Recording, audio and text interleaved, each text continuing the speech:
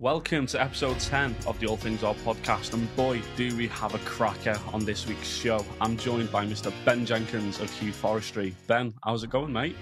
Very well, thank you, Tom. How are you? I'm not too bad, mate. I'm not too bad.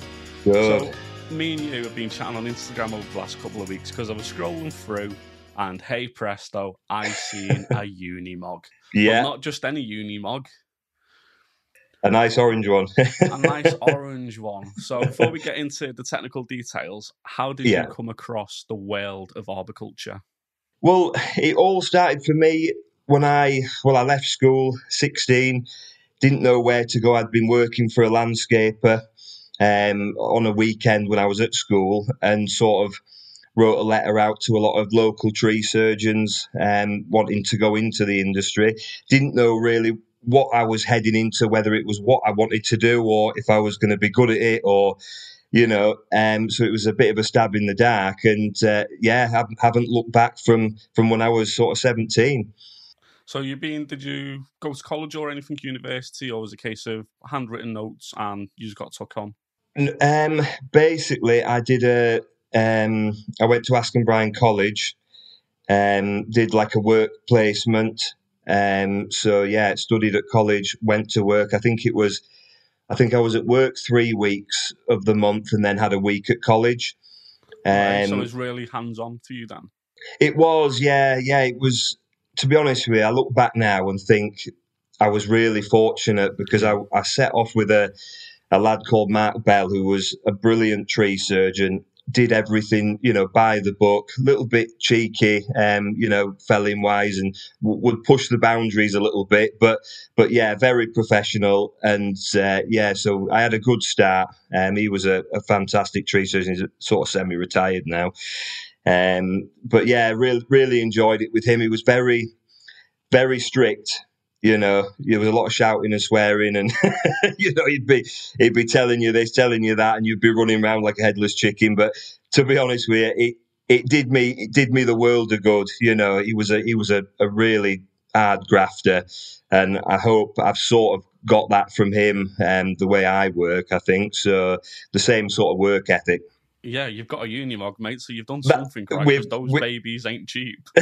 No, we've worked hard for it. I've worked hard, and of course the lads who worked for me as well. We've all put in our weight, and enjoying the job does help. It makes you want to go to work and spend more time at work. It's been a good road. So we'll keep riding it. When did you start working for yourself? When did you create your own business, I should say, actually?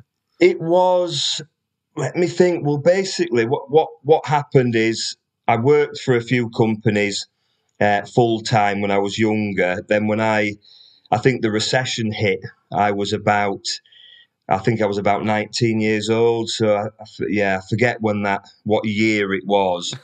But yeah, work quietened down. It was a bit sketchy. Mark sort of didn't have enough work for all of us. Yeah.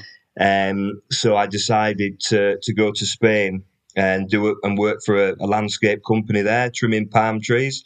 Well, that's a little bit different. And you decided to come back to the UK. There must be a bit of a story behind this. Yeah. Well, if you put chainsaw pants with 40-degree weather, it doesn't. Yeah. It doesn't.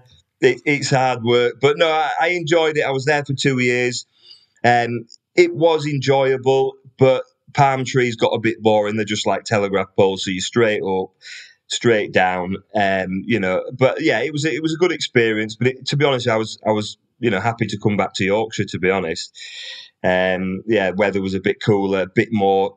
Trees were. Had a bit more about them. Widespread canopy stuff like broadleaf trees. So. It was a good a good experience, but then came back from Spain after spending a couple of years there. Got in touch with a few old tree surgery mates. They put me in contact with various companies around Yorkshire, and then I fell into the contractor role, subcontractor. So I worked for a few companies, built my clients up. And then started doing sort of weekend work on a Saturday for myself. with a Land Rover and trailer when I eventually got to that stage, buying a few bits of kit and stuff, like saved up enough money to buy a trailer behind my Land Rover. Can you remember doing your first job on your own where you've gone out, you've priced it up, you've looked at it and you went, right, this is it, I'm a tree surgeon. How do I go about it? Yeah, well, this is it.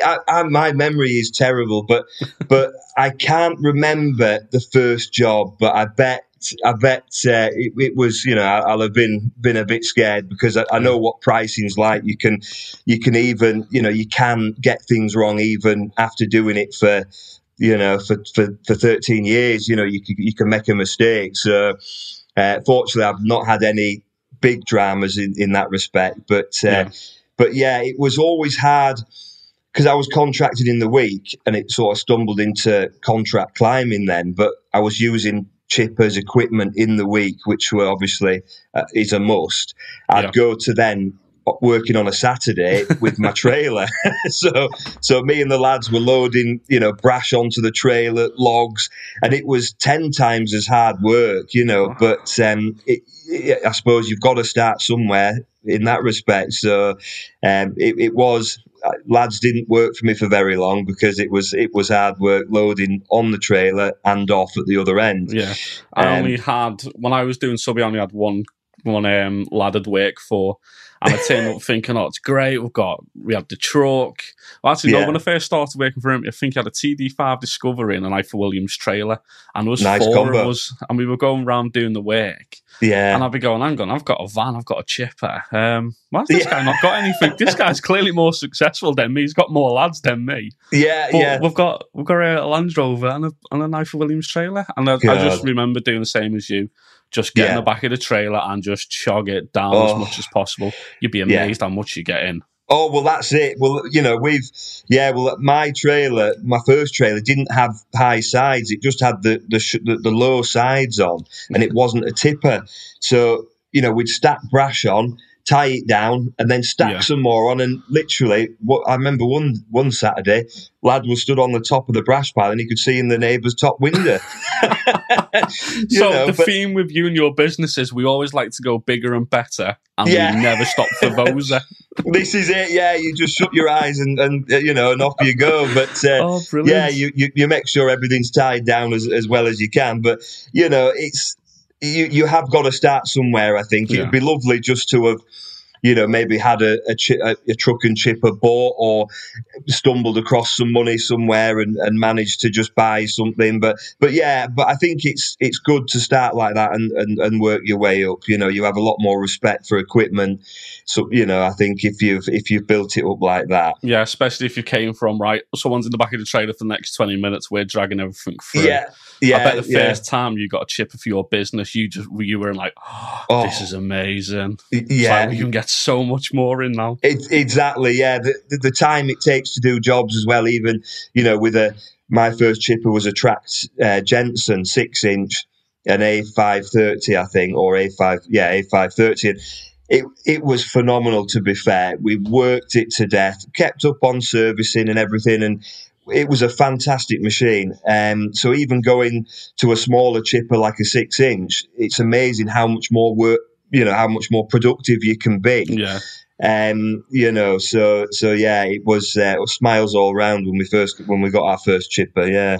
I'm interested to know this. I think I finally met an ex-Jensen owner. I've never come across anyone who still owns one now. I apologise to the guys at Jensen, but I think I've found one customer who's had one. Yeah. What was it about the Jensen? Was it a case of it was the cheapest and the nearest dealer will always have something in stock if you needed it? I think it was sort of, I always wanted a track chipper for my first chipper. Because I had a Land Rover, I had a tipping trailer with cage sides at the time. So I could drive the chipper onto the trailer, go to a job, chip into the trailer, then tip off. It was a bit of hassle, going back for the chipper after you'd tipped off. But we're quite rural here. And we were off-road a lot of the time. So we sort of needed a Land Rover, and I do like my Land Rovers. I'm a bit of a Land Rover fan, so it worked well for us. Did that, but yeah, I mean, Jensen wise, it was just come up at the right time, the right money. Went to Leeds to buy it off a chap, and yeah, it was. And I know Jensen are good because I have used them a lot. Yeah. When I was contracting. Jensens are more like if you work for the council, you got a Jensen or you got a Vermeer. That's where they seem to be in the industry. I've not come across many just tree surgery outlets who have a Jensen, and when they do, even I stand there and go, that doesn't. It's orange, but it doesn't say Timberwolf on the side. What is it again? Yeah, it's a Jensen. Yeah. Right, okay, mate. Okay, exactly. Yeah, but bomb-proof machines. The one I had anyway. Yeah, the A530, fantastic. I just replaced wearable parts on it, tracks, other little bits like that. But yeah, I had it resprayed. And had it all, new sticker kit, and then I sold it then to a chap, and it's still going now. And I think I'm sure it had around 3,000 hours on it when I got rid of it. Wow. Yeah, and he's still using it now, this chap, and I think he's flogging it on to get something bigger. So it just goes to show, yeah. Yeah, they do last. So talking about bigger things, go on, tell us, what is this setup that you've got? Because I'm still in awe with it. Yeah. For people who have also getting the magazine next month, because we're doing this in April, we're going to do a whole entire piece with Ben. Because when you see the pictures, you actually just think, okay, he's had a conversation without getting permission from the missus, and then he's still trying to hide it to this day. That's it, yeah. Yeah, well, it's you get some looks going down the road. Honestly, people's necks just twist round. It's unbelievable. But yeah, it was... Yeah, Unimogs, they're always... I think everyone's always scared when they first set out to buy one because of the rumours of costly repairs and stuff like that. So it was scary. I wanted one, but I didn't at the same time. It was every tree surgeon wants a Unimog. I think even we get old grannies in the street coming up to us, saying how fantastic it is, and it's unbelievable.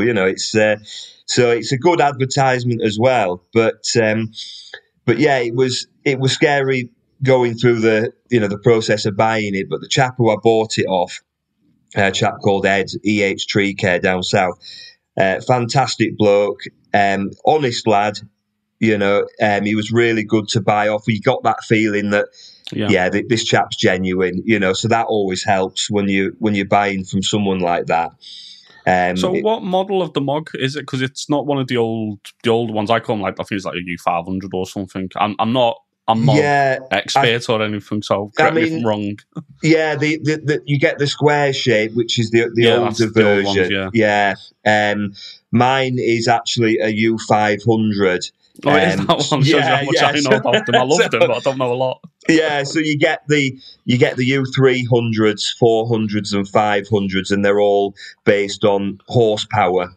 Yeah. Right. So mine's the biggest they do, which are quite. I think they're quite rare to get hold of the U500s. Yeah. So I think mine's bordering on 300 horsepower, which is fantastic for pulling, and there's bags of power. And they call them a UGN model, which is like a utility version of a Mog. So you can basically bolt what you want onto it, and it'll take literally what you've done.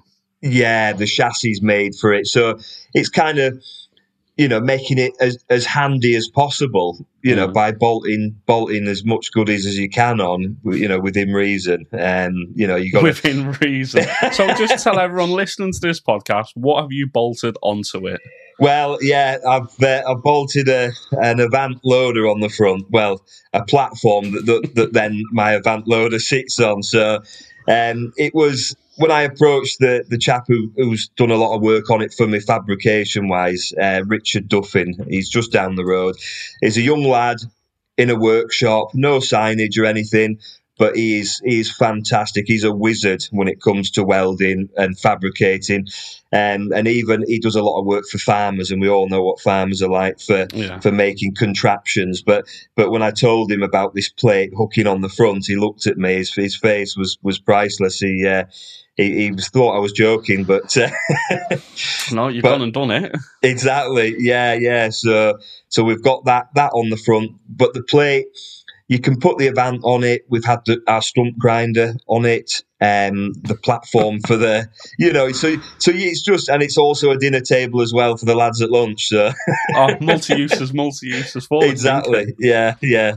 So you got the Avant on the front. Then have you still got the crane on it as well in the middle? We have, yeah. We've got the Atlas crane behind the cab, yeah. And then you've also got the chip bucket as well. Yeah, we've got the basket that goes onto the crane. Then we've got the behind the crane. We've got the chip box, which has it has a removable chip box that I can take on and off with my own crane. Yeah. So it's great because we do a bit of forestry. If you're going in the woods, you can then take bits off the Mog to scale it down. Take the plate off the front, take the chip box off, so you can your visibility is a bit better in the woodland. Then you get your timber trailer on the back of the Mog. So yeah, it's great. You can just take bits and bobs on and off it. So it's like Lego, basically, for you. Yeah, absolutely. And just making it. I've got ideas. Obviously, Instagram's fantastic for scrolling through on a Sunday and looking at all these ideas that lads have thought of. So it does get you thinking, and it's great to think outside the box, I think. So you've got an Avant on the front, a crane in the middle, a chip box. Let me guess, you're going to have some tiny chipper on the back as well. What type of chipper have you got now? We don't do little chippers. No, we've got a 12-inch Bandit on the back. Insane. so I think that the whole rig weighs in with everything on. You're sort of looking maybe 12 ton with the chipper empty. That's not with no wood chipping. And you're just pottering around the Yorkshire Dales like it's nothing. That's it, yeah. Yeah. It is a hell of a setup. If people want to go and see the pictures, what's your Instagram handle? You what, sorry? If people want to go and see the pictures on Instagram, where did they go and find them? Yeah, well, I do a lot of hashtags. So everything I put on hashtag Huw Forestry. My name is Ben Jenks with a few S's on the end. But yeah, if you put Huw Forestry into Instagram, all our posts ping up. My missus has been on at me to set up a work page, so I maybe it is a work page. Basically, everything I put on my personal, it is work because that's all I'm ever doing. But I'll maybe set up a proper, turn that into a work page at some point. So when it came down to buying the Mog, did you look at multiple variations? Did you even have the idea at the start to going, right, I've got the Lanny, I've got the trailer, I want to upgrade it? Was a Ford Transit just too small for you? I think it all boils down to weight restrictions with transit vans. I mean, it's a bit of a grey area with what how much wood chip you can put on the back. That doesn't apply to a tree surgeon normally. Well, the springs are bent the other way, but it's fine. It's fine. This is the thing. Yeah, people say put some more leaf springs on, and then it doesn't look like you're overloaded. But so I mean, transit van for us. Mark Bell, who when I first started off, he run transits. They worked great, but we were sort of around Doncaster area then in the city. So it worked fantastic. He had a winch on if we ever got stuck on some wet grass. We could winch ourselves off. They definitely have a place in the industry. Absolutely, trucks like that. But for us, being more rural, like I say, we needed 4x4 capabilities. But obviously, we couldn't afford multiple vehicles at the time building up the business. So it was kind of what's best to do money-wise as well, So, yeah, I mean, transit vans, they do have a place, but for us, 4x4 was the better option. What is the total length with the Avant on the front and the chipper on the back? Any idea? Well, the Unimog is surprisingly sort of compact. They're very tall, but width-wise, I think we're about 7 foot width-wise. So it's around about the same size as a transit van. So you'd be surprised where you can get it, as long as you've got the height. You know, you can get it in places. I mean, the front plate sticks out, I think, just over 3 foot. So it's a fairly long setup, but I think by the time, if you get a transit van crew cab with a tipping body on, and then a bandit or a longer chipper on the back of that, you're not far off, you know, comparison wise.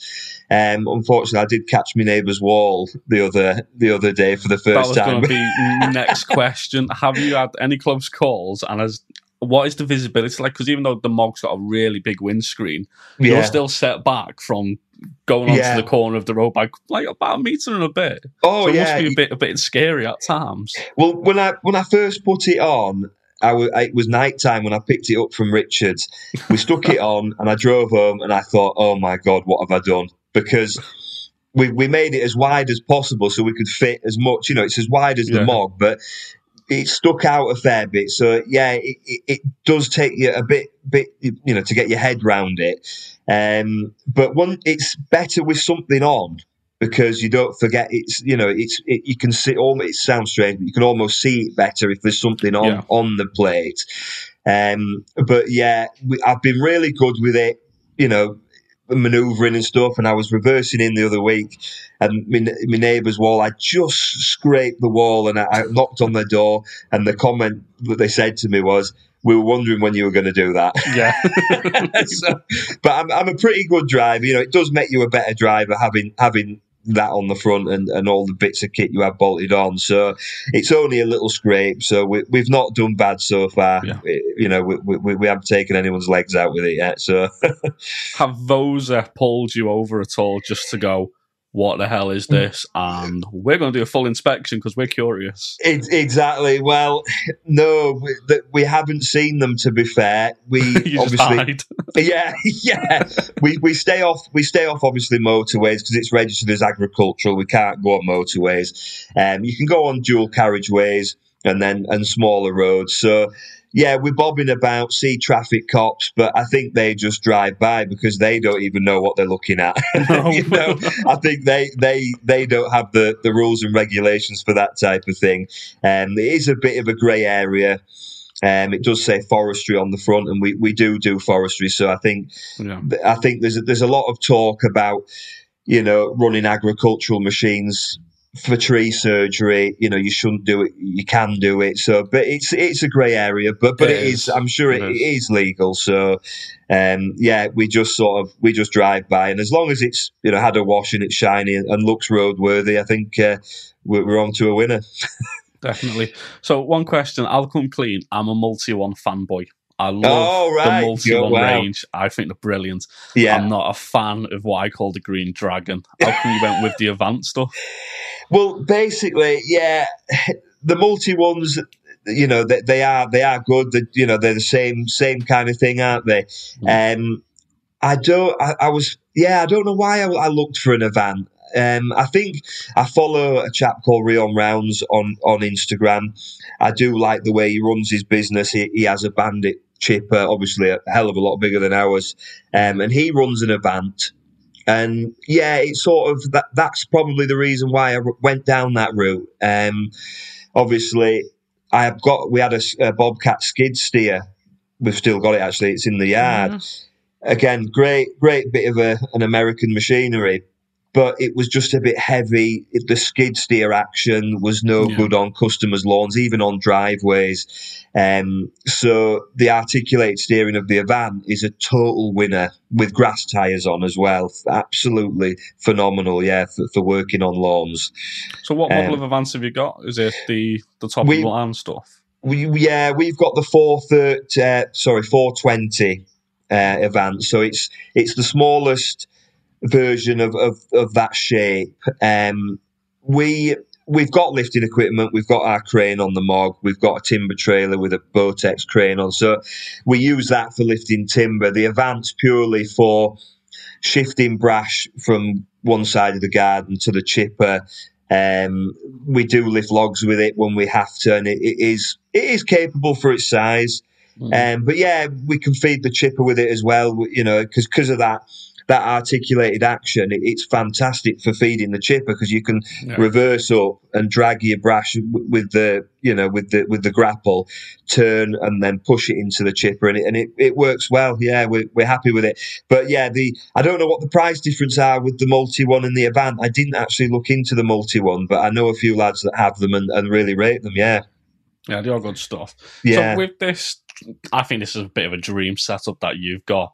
There's very little manual handling. There's not a lot of snedding that you've got to ever do unless you cut under really big stuff. Yeah. It is literally one of the dream setups.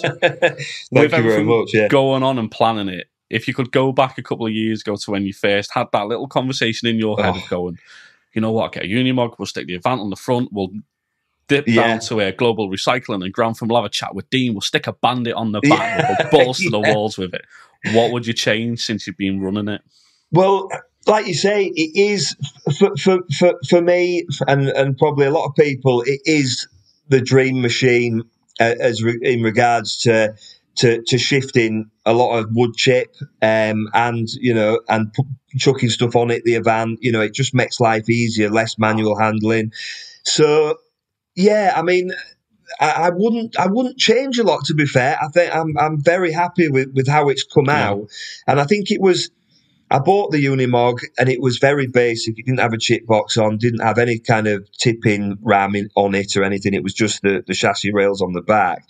It just had another crane that was quite basic. So I was picturing what I wanted, but I just sort of rolled with it and, you know, and just put stuff on it as I went along. And the plate on the front, I did see someone do that on Instagram.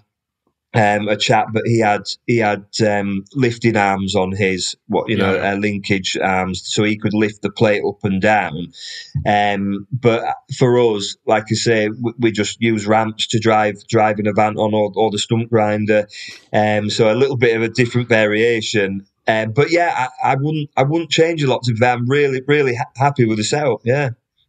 So is there any downsides to having the kit that you have?